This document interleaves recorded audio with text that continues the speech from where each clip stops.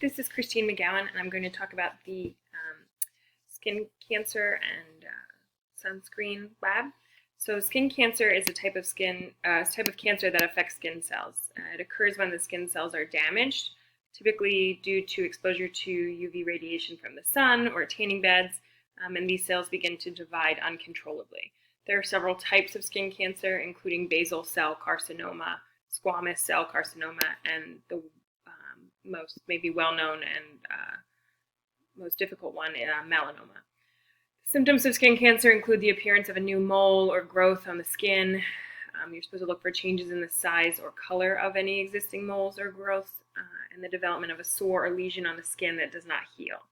Skin cancer can occur anywhere on the body, but most commonly found on areas that the skin is exposed to the sun, such as the face, neck, arms, and legs. The primary cause, like I said, is UV radiation. Other risk factors include having fair skin, a history of sunburns or excessive sun exposure, or a family history of skin cancer, weakened immune system, and an exposure to certain chemicals or radiation.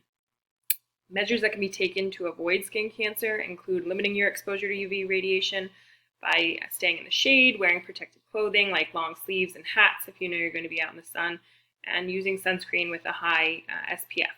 It's also recommended to avoid using tanning beds. The role of UV radiation in increasing the chance of developing skin cancer is significant, as UV radiation damages the DNA in the skin cells. This leads to mutations in the DNA that can cause cancer. Prolonged exposure to UV radiation, especially in people with fair skin, definitely increases the risk of developing skin cancer. To avoid the effects of UV radiation, it's recommended to limit your exposure to the sun during peak hours, usually between 10 and 4, and to wear protective clothing and sunscreen. Sunscreen should be applied generously and frequently, at least every 2 hours and more if swimming or sweating. Additionally, it's important to regularly check the skin for any new growths or changes and to seek medical attention if there's any abnormalities.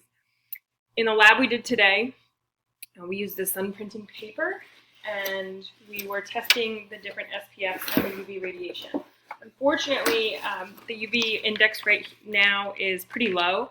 So basically, what we were doing is we were putting the sun paper in these plastic bags. We were leaving them outside, and then the effects of the UV radiation on the paper, given the control group, the SPF 30 and the SPF 50.